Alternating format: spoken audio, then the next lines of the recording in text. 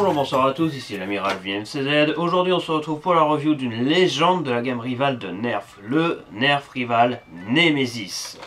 1017-10 000. 1017, on met 1000, donc M, puisque ça correspond à Motorized, qui veut dire motorisé. 17, car il est sorti officiellement en 2017. Et 10 000, comme d'habitude, avec Rival, on enlève les deux derniers zéros et ça donne le nombre de munitions initiales.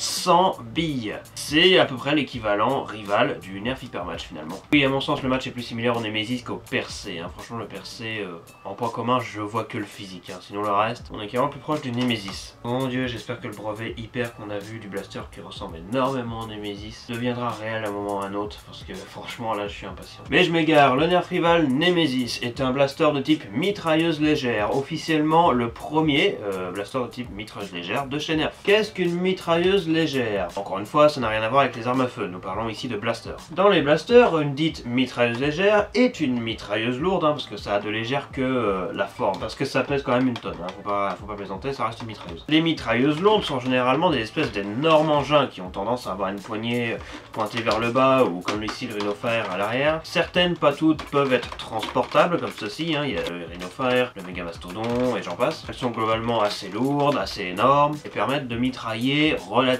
bien. Certaines, comme celle-ci, le Rhinofire, peuvent être postées pour faire une tourelle. Enfin voilà, c'est des espèces d'énormes engins. Et ils ont leurs proches cousins, les miniguns, comme celui-ci derrière, le Titan, qui à l'inverse des mitrailleuses lourdes, ont leur poignée non pas vers le bas, mais vers le haut, ici. Mais ça reste pour autant des mitrailleuses. Et donc il y a une troisième catégorie de mitrailleuses, les mitrailleuses légères, donc LMG, Light Machine Gun en anglais, c'est comme SMG, Submachine Gun, pistolet mitrailleur, qui sont globalement le parfait mélange entre une mitrailleuse lourde et un fusil d'assaut. Voilà, c'est un fusil d'assaut XXL. Les pistolets mitrailleurs, c'est des fusils d'assaut miniatures. Là, à l'inverse, c'est des fusils d'assaut XXL, il est immense. Voilà ce qu'est une mitrailleuse légère. C'est donc une mitrailleuse avec un format plutôt fusil que l'on tient comme ceci. Et le Nemesis honore très bien ce type de blaster. Bon, c'est plus le seul maintenant, il y en a d'autres qui sont sortis depuis. Mais au-delà de ça, au moment où ce blaster est sorti, il était donné comme étant une révolution. Comme on en a quelquefois chez Nerf, comme prochainement avec le Double Punch, qu'on verra bientôt. C'est le premier blaster de ce que je sache de chez Nerf, notamment à billes, donc chez Nerf Rival, qui a ceci, un chargeur interne, plutôt devrais-je dire un réservoir. En effet, pour honorer le côté mitrailleuse, ce blaster possède énormément de munitions, puisque comme dit précédemment, il a 100 billes. 100 billes, je ne sais pas si vous vous rendez compte, c'était révolutionnaire à l'époque. Les seuls Nerf Rival qui étaient sortis, alors celui-là, c'était tout ce qui était Apollo, Zeus, Artemis, et surtout le plus gros qui existait jusqu'à présent, c'était le Chaos, un énorme fusil d'assaut avec un chargeur de 40 billets. Là, on passe à 100, c'est énormissime. De plus, le Nemesis était le tout premier Nerf à honorer le fameux système d'engrenage et de tri des billes. Les billes Rival finissent à l'intérieur ici, sont triées et sont propulsées vers les flywheels. C'est tout un système que l'on va voir dans cette vidéo, et le Nemesis est le premier à honorer ça. Et ça a été un énorme succès, on a constaté les blasters suivants à peu près similaires, et qui sont largement améliorés, donc le Prometheus, énorme minigun Rival, le Percé également. Tout cela fait que le Nemesis est une icône de Nerf. Il existe en bleu et en rouge, ici c'est la version bleue, mais bien évidemment c'est la même chose. C'est parti pour la review.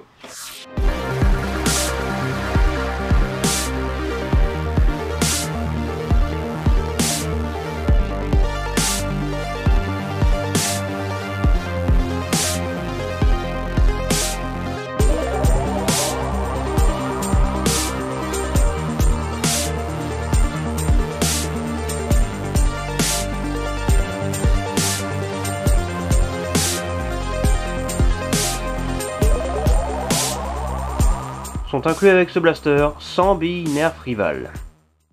La revue du blaster commence par l'avant. Il y a un énorme canon, plus situé sur le bas du blaster que sur le haut, tout simplement à cause de son système. Enfin, à cause, c'est pas forcément un défaut, mais étant donné que sur la partie du dessus, on a l'énorme réservoir qui peut contenir jusqu'à 100 billes Rival, étant donné que le système part vers le bas par la gravité, forcément ça fait que le canon est plus vers le bas. Juste au-dessus, on a un organe de visée. Bon, autant d'habitude sur un Nerf Rival, les organes de visée ça peut être important. Autant là, le canon est tellement bas par rapport au viseur que voilà, c'est plus de l'esthétique, mais ça reste plutôt sympathique. Organe de visée repliable et qui est alignable à l'autre organe de visée à l'arrière. Mais globalement, voilà, c'est un organe de visée plutôt simpliste. Certes, mitrailleuse légère, on tient ça comme un fusil, mais ça reste une mitrailleuse, donc on aura plus tendance à mitrailler que de vraiment sniper bien viser correctement sa cible, non. Mais ça reste plutôt sympathique. Mais bon, quand c'est replié, c'est vrai que voilà, ça fait un peu bizarre esthétiquement, ça fait, je sais pas, une pointe, une mini baïonnette, genre... Boum. À l'arrière du blaster, il y a une énorme crosse et qui contient les piles, car oui, c'est un blaster électrique à piles. Il contient 6 piles de taille D, des LR20, dans un réservoir bien spécial que je vais vous montrer juste après. Et déjà la crosse est très longue, elle accentue bien le côté gigantesque du blaster, et d'ailleurs pour affirmer ce côté gigantesque, je pense qu'une comparaison est nécessaire. Le Turbine par exemple, fusil d'assaut très connu, bien plus petit que le Nemesis. La crosse, elle est non réglable, non amovible, elle est fixe, mais est tout de même déjà très longue de base, plutôt bien incurvée, et même ici sur le dessus c'est relativement incurvé, ça fait un bon appui-joue, pour permettre de viser ou tout simplement d'être confort. C'est un blaster que l'on peut entrer dans la catégorie des semi-pros, c'est un blaster 14 ans et plus, donc évidemment ce n'est pas fait pour les petits enfants, c'est fait pour les plus grandes personnes, c'est pour ça qu'on a tout de même une crosse plus grande, mais qui de toute façon était obligé d'avoir cette taille à cause du compartiment à piles. Pour y accéder, vous avez une vis sur le dessus là. Cette unique vis verrouille et déverrouille le couvercle des piles, vous glissez vers l'arrière,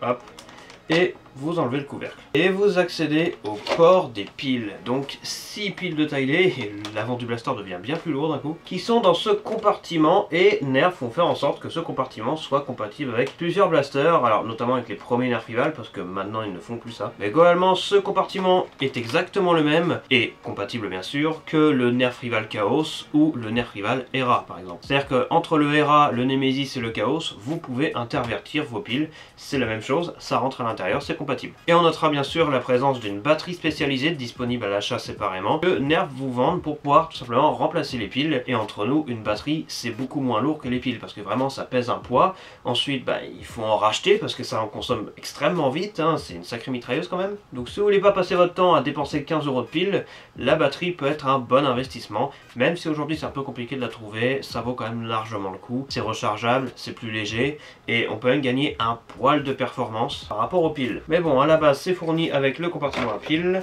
Une fois que les 6 piles sont mises, on remet à l'intérieur. Il y a bien sûr un sens, il est impossible de mettre à l'envers, ça ne rentrera pas. Ça rentre pas, c'est vraiment dans un seul sens. Et on les remet, glisser vers l'avant. Voilà, et il ne reste plus qu'à revisser. Bien entendu, ce sont des piles neuves qui seront utilisées pour le test de tir de cette vidéo.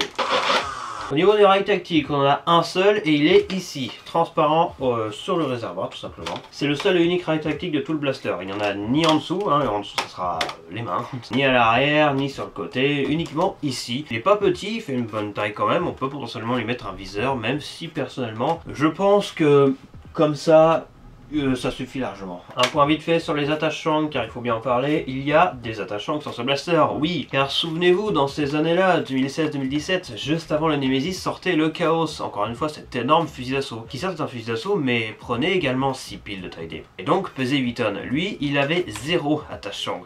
Voilà, ceux qui étaient à cette époque-là, vous vous souvenez, je pense, de cette polémique. Donc pour compenser, bien sûr le Nemesis, il y a plein d'attachants partout. Il y en a à l'avant ici, un de chaque côté, un à l'arrière, là, dans la petite rondelle qui est ici, et un énorme comme ça sur le dessous. Et là, franchement, vous pourrez pas dire qu'il n'y a pas d'attachant. Vraiment, le blaster pèse son poids, même avec la batterie, hein, croyez pas qu'il va peser une plume non plus. Il sera plus léger, certes, mais voilà, ça reste une mitrailleuse, ça fait un poids. Donc les attaches-shang sont la bienvenue. Maintenant, passons à la partie croustillante, l'atout principal de ce blaster finalement.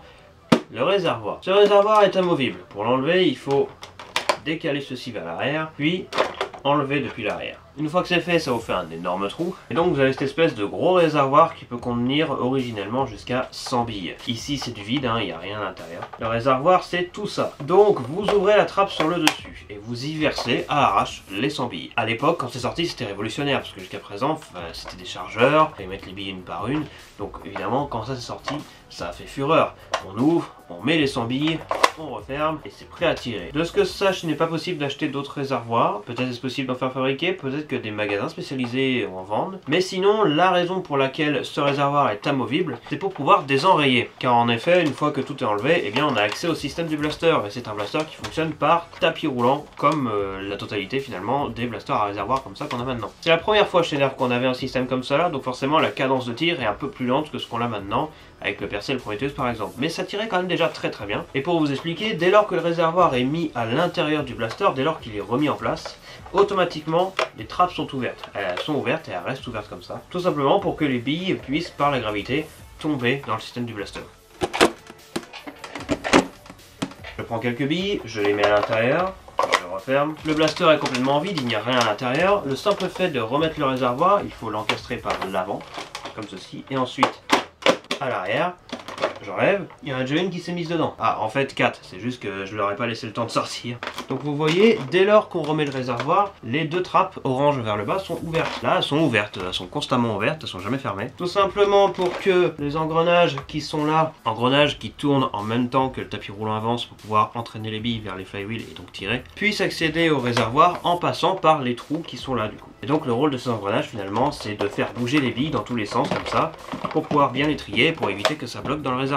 Parce qu'on ne sait jamais, parfois la gravité peut nous jouer des tours, on n'est jamais à l'abri d'une bille qui se coince à droite ou à gauche. Les engrenages sont là du coup pour éviter que ça arrive. Et donc une fois qu'on a rempli le réservoir de billes, qu'il est en place, bien verrouillé, eh bien il ne reste plus qu'à défourailler. Vous aurez plus de détails sur le fonctionnement pendant le test de tir. On notera bien sûr la présence de ce petit bâtonnet orange ici qui est en fait la sécurité. Petite barre en plastique qui s'enfonce ou se désenfonce du trou qui est juste en dessous ici. Voilà, ce trou ici présent, c'est la sécurité. C'est-à-dire que dès lors que la trappe du réservoir est ouverte ou qu'il est carrément enlevé, je ne peux pas allumer les moteurs. Si j'appuie sur ce bouton ici, je désactive la sécurité. Et donc on peut constater en détail le système. Et on notera que les flywheels sont disposés à l'horizontale. C'en est un à gauche et un à droite. D'où ces espèces d'excroissance sur le côté. Car les flywheels sont tout simplement énormes. Et très rapprochés. Ce qui fait que les billes sont littéralement écrasées lorsqu'elles passent devant. Je vous mets une bille, vous voyez quand même, ça s'écrase bien. Donc tous ces systèmes révolutionnaires ont finalement fait la gloire du Nemesis. Et font qu'encore aujourd'hui c'est un excellent blaster. Maintenant la poignée. La poignée est extrêmement confortable, elle est excellente la poignée. Un blaster prévu pour le plus grand, donc forcément la poignée est gigantesque. Nous avons la sécurité présente des deux côtés. Généralement les blasters qui ont un peu plus de puissance, ils ont des sécurités comme ça. Quand c'est vers le haut, on peut appuyer. Quand c'est vers le bas, c'est bloqué. Alors le Rev Trigger, il est esthétiquement, je le trouve très bien fait, sincèrement, il correspond à la poignée. Mais il est également très confortable, s'enfonçant bien dans la poignée. Et la détente principale, un peu comme le Nerf Hyper Match, clin d'œil, est très courte, hein, la course est vraiment très courte.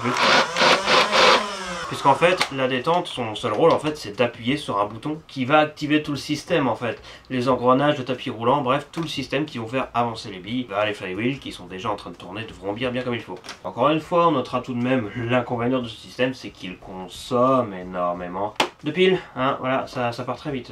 Et bien sûr, ça pèse un bon gros poids, mais ça, on peut s'y attendre. Enfin, pour ce qui est des munitions, ce blaster est fourni avec 100 billes rivales, puisqu'il il peut contenir jusqu'à 100 billes rivales. Certains diront ils auraient pu fournir un peu plus, d'autres comme moi diront que bon, voilà, ils fournissent quand même 100 billes, c'est quand même pas mal. Même si c'est vrai que c'est bien marrant de tirer partout avec 100 billes, mais les munitions, on finit toujours par les perdre, et les billes comme ça coûte cher. Mais l'avantage c'est que maintenant, eh bien, comme les autres marques de blaster se sont également mis au blaster à billes en mousse comme celle-là, je pense à X-Shot avec Chaos, à Dark Zone avec Ballistic Ops, ou même Nerf eux-mêmes qui ont récemment lancé un deuxième type de billes rivales, les rivales AccuStrike, donc les bleus là, les nouvelles, que l'on testera avec ce blaster bien entendu. On va tester plein de billes, on va tirer partout, ça va être marrant. Et justement ça tombe bien puisque c'est maintenant. Billes Nerf Rival standard.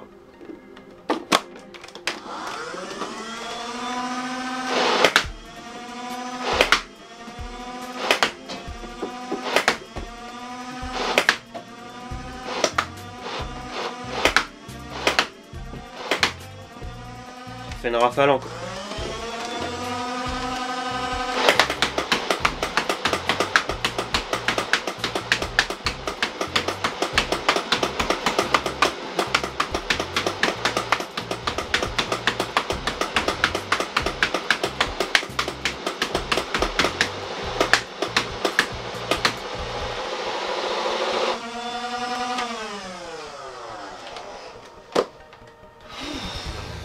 Oh, quel plaisir. Burst.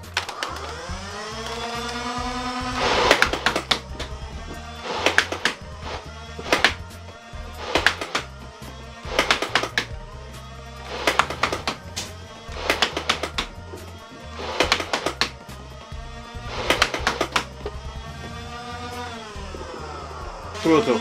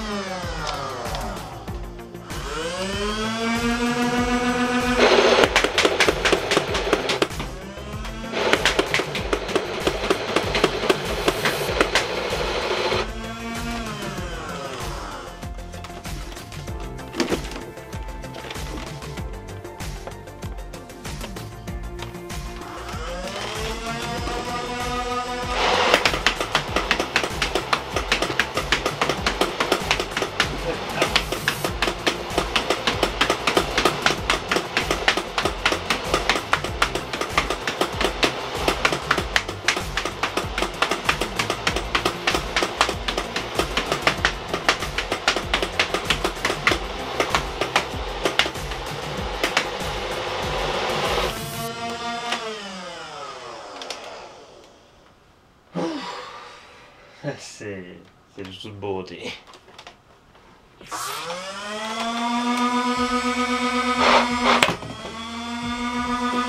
Analyse de tir, comment ça s'est passé? Eh bien, ça s'est très bien passé. Écoutez, ce blaster est franchement excellent et très fun à utiliser. Pour ce qui est de la précision, elle est absolument parfaite. Globalement, les B-Rival sont des munitions qui sont juste satisfaisantes en termes de précision. Juste, elles tirent droit tout le temps. Pour ce qui est des tirs, il n'y a quasiment aucun blocage. La cadence est un peu aléatoire. C'était la première fois qu'on avait un système comme ça. Donc bon, voilà, c'est le temps que la gravité fasse son travail et que les billes arrivent dans le système.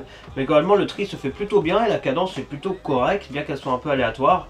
On peut fixer à peu près 4-5 par seconde, plus 5 par seconde en vrai. Pour ce qui est de la portée, pareil, ce blaster défonce absolument tout, hein, voilà, il tire relativement loin. Système rival, hein, de toute façon c'est plutôt simple. Et que ce soit les billes rival originales ou n'importe quel autre type de billes, c'est relativement similaire. Ça tire droit, ça tire fort. Les performances sont au rendez-vous. Pour comparer ce blaster aux autres, je l'ai bien sûr passé au chronographe et on a obtenu la puissance moyenne de 97 fps. 97 fps, on est à peu près dans les performances rivales, on est sur des performances semi-pro, on est sur de très bonnes performances, surtout pour un blaster avec un énorme réservoir comme ça. C'est vrai que souvent les rivales, on peut arriver jusqu'à 100 fps, mais avec un blaster électrique comme ça, qui enchaîne autant les tirs et qui a autant de munitions, on pourrait s'attendre à un peu moins. Pourtant 97 fps, donc quand même excellente performance, et malgré le fait qu'on tire en rafale, en full auto, on ne perd pas tant de performance que ça. Les moteurs enchaînent plutôt bien, malgré le fait que ce soit avec des piles, parce qu'on pourrait dire la même chose du premier TF et du percé, sauf qu'eux ils sont à batterie, donc forcément les performances, voilà. Enfin, le fait que ce soit à batterie n'augmente pas forcément les performances elles-mêmes, mais plutôt la réactivité des moteurs. Alors, les moteurs démarrent plus vite. J'imagine d'ailleurs que c'est pareil si on met la batterie rechargeable dans ce blaster. Non, vraiment excellente performance pour ce blaster, pour le Nemesis. Voilà toutes les informations que je peux fournir sur ce blaster. Maintenant, conclusion.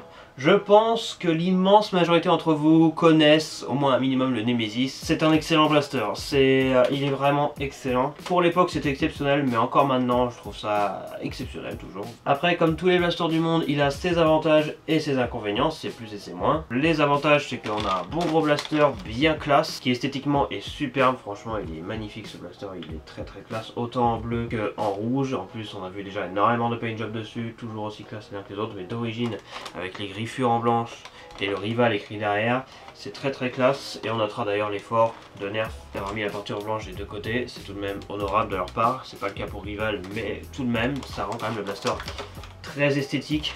Il est badass bien comme il faut. C'était les premiers Nerf rival. Les premiers Nerf rival généralement avaient un style plutôt carré, plutôt brut, alors que plus on avance dans la gamme, plus les blasters plus récents ont des côtés un peu plus arrondis. Ça change, mais c'est un esthétique à avoir et franchement le blaster est juste superbe esthétiquement. Il a son réservoir de 100 billes qui se recharge à une vitesse folle, même sans tour de magie au montage, ça se recharge franchement très vite et on peut tirer quasiment tout de suite.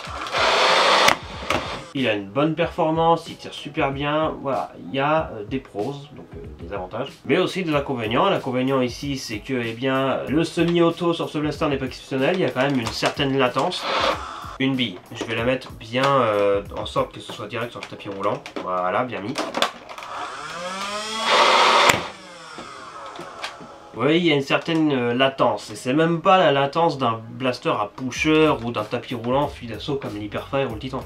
C'est encore pire, là c'est vraiment une latence de fou. Comme à force de tirer, généralement on a quand même des billes qui sont déjà bien engagées dans le tapis roulant, on peut avoir un semi-auto avec une latence un peu moindre que celle-là, mais voilà, il y a quand même une petite latence. Ce blaster n'est pas foncièrement fait pour le semi-auto, c'est fait pour mitrailler, c'est une mitrailleuse. Donc c'est dans le nom. Donc inconvénient, le semi-auto c'est pas la meilleure chose à faire là-dessus. Inconvénient, bon ça peut être un avantage si vous aimez bien ça, mais généralement on peut comptabiliser ça comme un inconvénient. C'est le poids, hein. Franchement avec les piles, le blaster pèse extrêmement lourd. En termes de poids, on a un beau bébé là quand même. Même le Prometheus, ça se trouve, il est même pas aussi lourd, parce que lui il a une batterie, même si elle est énorme.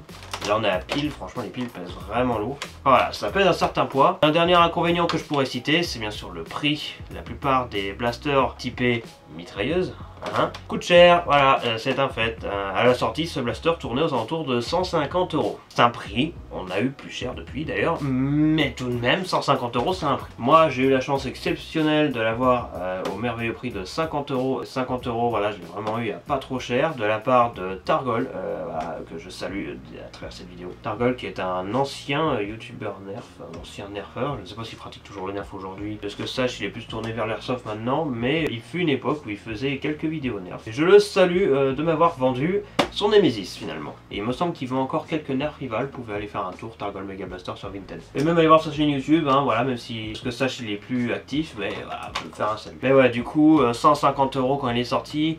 Et même encore maintenant, si vous voulez le choper d'occasion, voilà, ça sera du 80-90 €. Parfois un peu plus, parfois un peu moins. Moi j'ai eu de la chance sincèrement de le choper pour 50 € parce que souvent, hein, dans la plupart des cas, c'est beaucoup plus cher. Mais entre nous, qu'on se dise bien les choses, les avantages sur ce blaster écrasent complètement les inconvénients. Ce blaster est vraiment excellent. Franchement, si vous cherchez une mitrailleuse qui a un format plutôt fusil d'assaut, rival et performant, alors le Nemesis est fait pour vous. Et je suis très heureux d'avoir pu faire la review de cet engin. Merci à tous d'avoir regardé cette vidéo, j'espère qu'elle vous a plu. Si c'est le cas, n'hésitez pas à vous abonner à la chaîne YouTube pour ne pas manquer les futures reviews et vidéos quelconques qui touchent au Nerf ou au blaster en général. Rejoignez le Discord de la communauté du Double Fat dans la description car il se passe beaucoup de choses là-bas, entre annonces exclusives, des Nerf News, des nouveautés que je n'annonce pas forcément sur ma chaîne YouTube. Même le Double Alpha Wiki, un wiki qui explique tout sur l'univers des blasters, globalement les types, les catégories, les machins, les trucs. N'hésitez pas, ça fait toujours plaisir d'avoir des membres en plus. Je vous laisse là-dessus, ce blaster pèse 8 tonnes, je peux lâcher un peu. On se retrouve prochainement pour probablement la review la plus attendue de l'année d'un blaster parmi les plus attendus de l'année, le Double Punch bien sûr, qui est sorti un petit peu en avance finalement, ça fait plaisir. Et sur ce, je vous dis à la prochaine pour une future vidéo. Ah, et au fait, avant que j'oublie, si vous voulez un Nemesis, mais vous préférez les Big Hyper, hein, voilà, Nerf Hyper Match, toujours disponible sur Amazon.